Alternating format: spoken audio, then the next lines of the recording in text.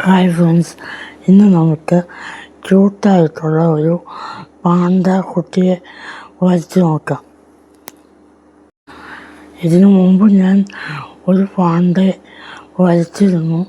പക്ഷേ അതൊരു കളർഫുൾ പാണ്ടയായിരുന്നെങ്കിൽ ഈ തവണത്തെ നമ്മുടെ പാണ്ട ഒരു ബ്ലാക്ക് ആൻഡ് വൈറ്റ് ഷെയ്ഡിലുള്ളതാണ്.